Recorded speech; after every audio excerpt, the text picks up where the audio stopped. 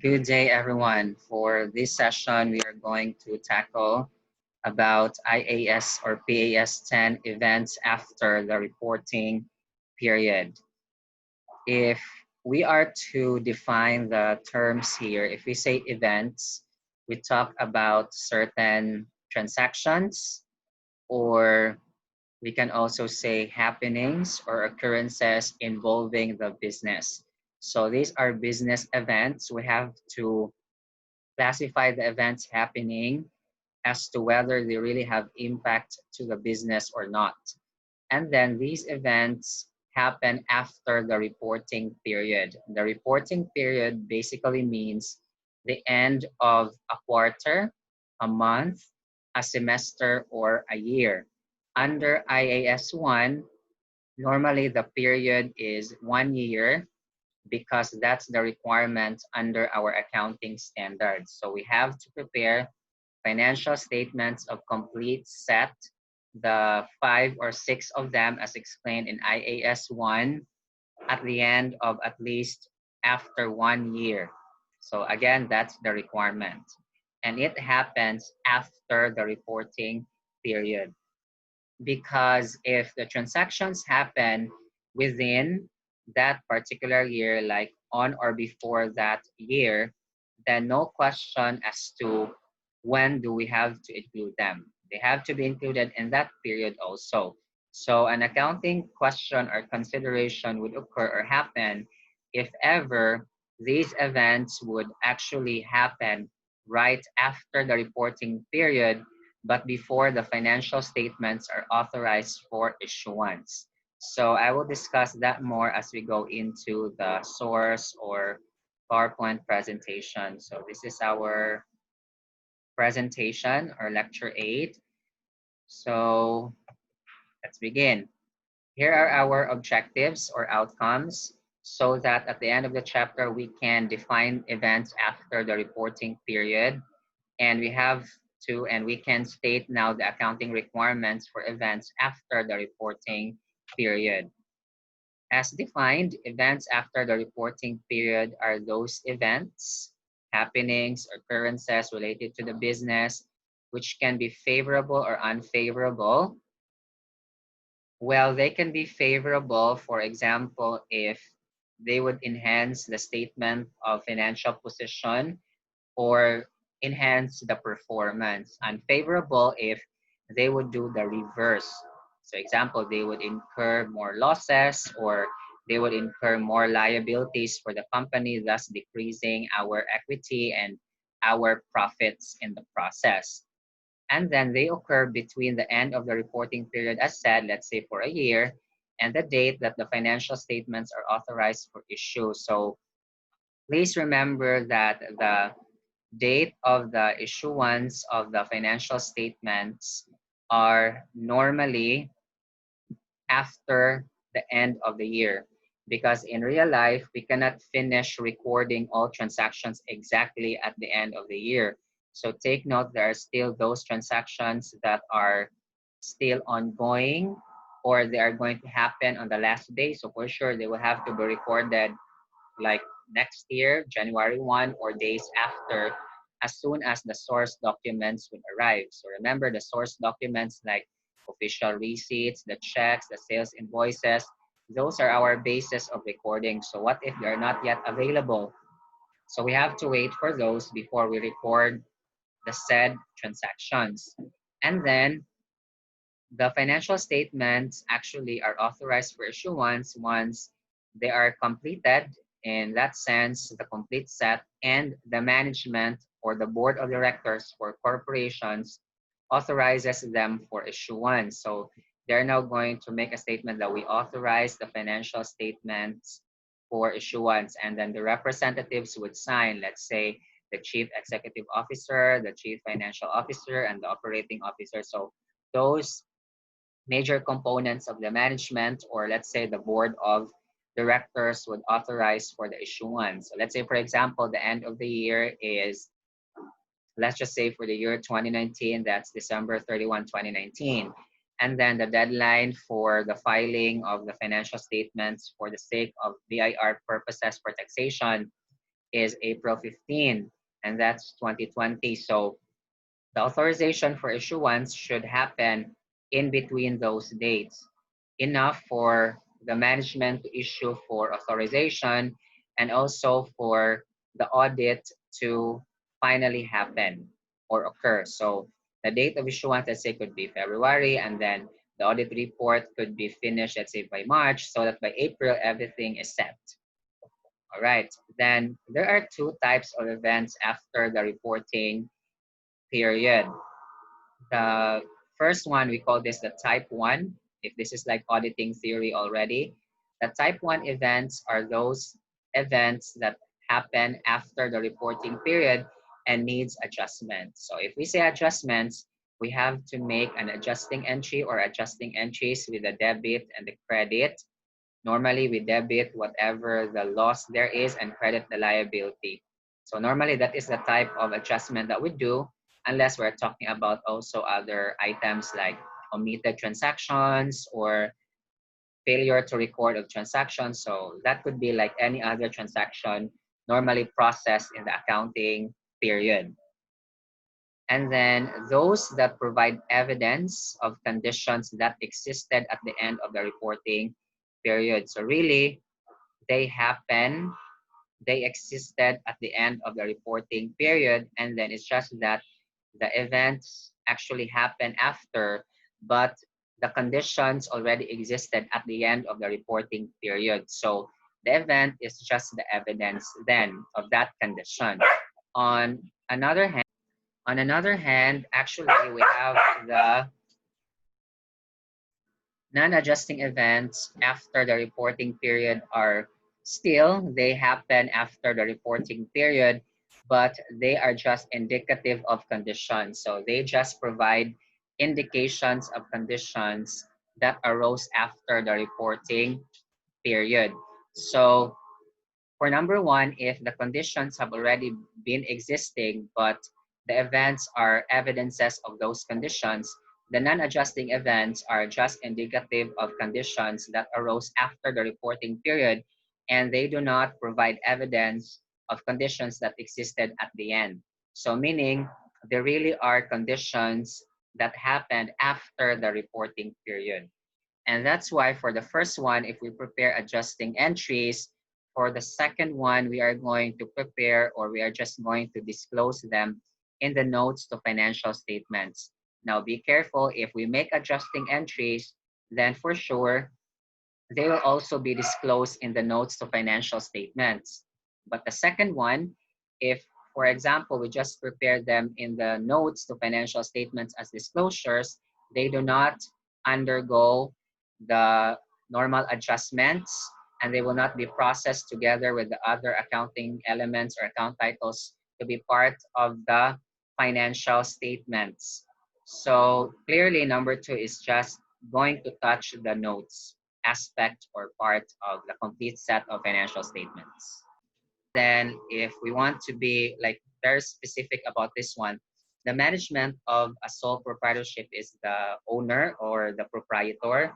For partnership, we have the managing partner or partners. For the corporation, we have the board of directors. For the cooperatives, you also have the board of directors. So the management authorizes the financial statements for issue, regardless of whether such authorization for issue is for further approval or for final issuance to users. So in this case, what is clear is that for as long as the management makes the authorization, that is the date that we would say that there is authorization of the financial statements. Again, it's clear here whether that is for further approval, meaning it's just temporary, or it's already permanent for the final issuance to users. Because normally, this can happen like for further approval if we are still waiting for, let's say, the audit, or there are still ongoing transactions to be recorded. And then for final issuance to users, if the financial statements are already audited, normally that would be the go signal. So auditing will be discussed in higher accounting years. Then what are examples of adjusting events? So adjusting events, again, would provide indications and would provide evidences of events that already existed at the end of the reporting period. So these events are just the evidences or proofs that they existed at the end. So example of that is the settlement after the reporting period of a court case that confirms that the entity has a present obligation at the end of reporting period. So take note that this was a court case that already existed at the end of the reporting period. So there was already a situation that existed, and the settlement which resulted to obligation. So the company now has to pay that particular amount resulting from losing a court case. So this would result to the loss from a pending or of a pending lawsuit, and estimated liability, that's going to be the journal entry. So I repeat, debit to, let's say, a loss account, loss due a pending lawsuit or loss due to lawsuit, and then credit estimated liability due to lawsuit. In that case, lawsuit, by the way, is legal case. So we are going to make an adjusting entry, and of course, the proof is that the court case already existed and the event is the settlement of it, which already indicated that particular condition and provided evidence. So take note, I use the term indicated or indicative and as proof or evidence. It's because if there is a proof or evidence, that is already an indication also of that condition. So it's going to be the two of them, as opposed to non-adjusting events wherein it's just an indication, not proof or evidence. Second is the receipt of information after the reporting period indicating an asset or that an asset was impaired at the end of reporting period.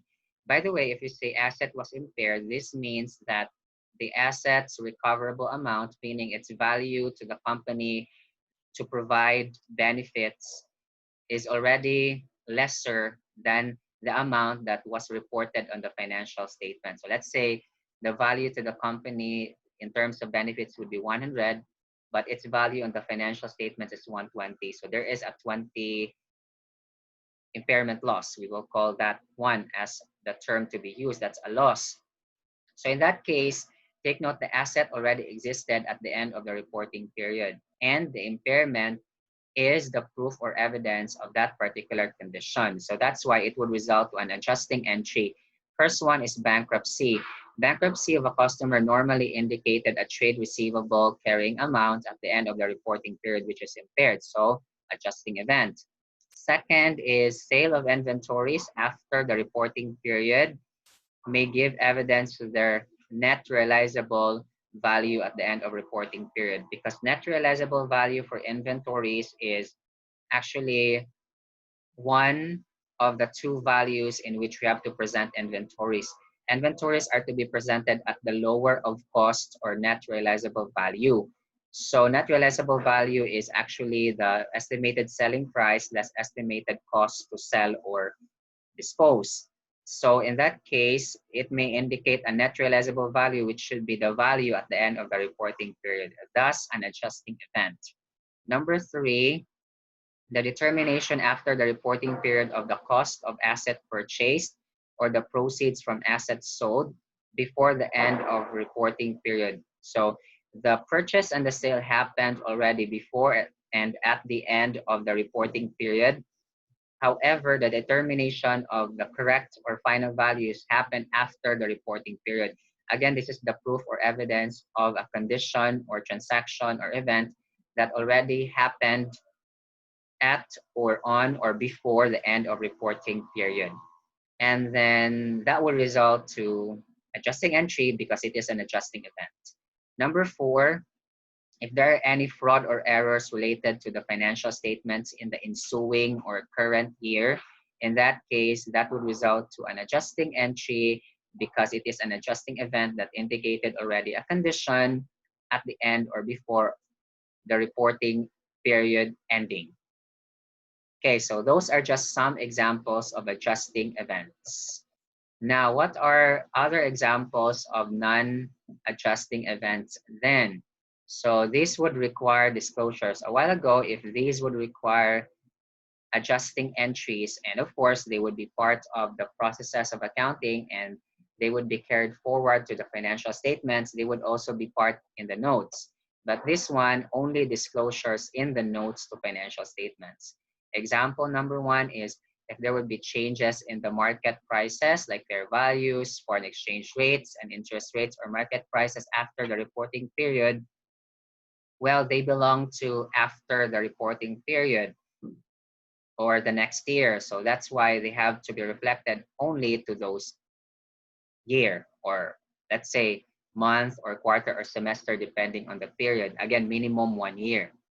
Second would be casualty losses. Take note that these losses occurred after the reporting period but before the financial statements were authorized for issue. Therefore, they have to be non-adjusting events. However, if casualty losses are determined before the financial statements were authorized for issuance, but after the reporting period, or the reverse, after the reporting period, but before the authorization of financial statements for issuance, and then the casualty losses were determined between those dates, but the casualty happened at or before the reporting date, so that would be an adjusting event. Here again, in number two, I would like to emphasize that this happened after the reporting period.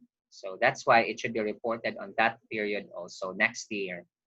Number three, litigation arising solely from events occurring after the reporting period. This is clear cut, that the events solely happen after the reporting period, but before the financial statements were authorized for issuance. Therefore, this has to have impact only on the next year or with the next year. But if litigation, just like with this particular case, number one, wherein the events or the legal cases are already existing at the end of the reporting period or before, and then the losses were finally determined after the reporting period but before the financial statements are authorized for issuance, then that would be an adjusting event. However, guys, it's clear cut here that this is again only on this particular period. Therefore, non-adjusting event, and this would require only disclosure in the notes to financial statements. Number four, major ordinary share transactions and potential ordinary share transactions. So, for example, for corporations to have more capital and to get more sources of finances or financing for the company, then it would issue shares to interested investors. And in that case, those are to be recorded in the appropriate period. Number five, major business combination. So for example, if two or more businesses would combine into a single economic entity so that they would have additional or more benefits called synergistic benefits. So they would have impact only on that particular reporting period, not the ensuing period. So this would have impact after that reporting period or after the end of the reporting period, and thus would require only disclosures. Number six, announcing a plan to discontinue an operation after the reporting period. Take note, this is a plan to discontinue, and it is not an evidence of a condition that already existed at the end of the reporting period. That's why a non-adjusting event. Then declaration of dividends after the reporting period. This is already beyond December 31, let's say 2019. So a non-adjusting event. But if the dividends are already determined at the end of the reporting period and then they are just, for example, adjusted to reflect the current values, so they have been recorded at or before the end of the reporting period, and then the final values are determined in the form of adjustment. So that would be an adjusting event that would require adjusting entries. All right. So normally confusions would arise or happen in adjusting events or non-adjusting events, situations, and classifications. However, we can just actually be guided by the definitions. So to close this, again, adjusting events are those events that happen after the end of the reporting period, but before the financial statements are authorized for issuance. that provide evidence of conditions already existed at the end of the reporting period. On the other hand, non-adjusting events are those events that the same occur after the end of the reporting period or the reporting period date, and then before the financial statements were authorized for issuance, but they just provide indications of those conditions that existed after the end of reporting period. And thus, the first one would result to adjustments plus disclosure in the notes, but non-adjusting events would only be disclosure in the notes to financial statements. For the disclosures, we have to disclose the date of authorization for issuance, adjusting events, and then for non-adjusting events, we have to take note that only those material non-adjusting events are to be disclosed in the notes. Non-material or non-significant, non-substantial should not be disclosed in the notes of financial statements. However, guys, we always have to be guided that material is something that is subjective in nature or something that differs from one organization to another, one situation to another situation, and so on. So we have to be guided by both quantitative and qualitative factors. This is a matter of professional judgment. All right, so hopefully you've learned something from this session involving IAS 10. Thank you very much for listening, and God bless us all. See you in the next standard that we are going to discuss. Bye for now.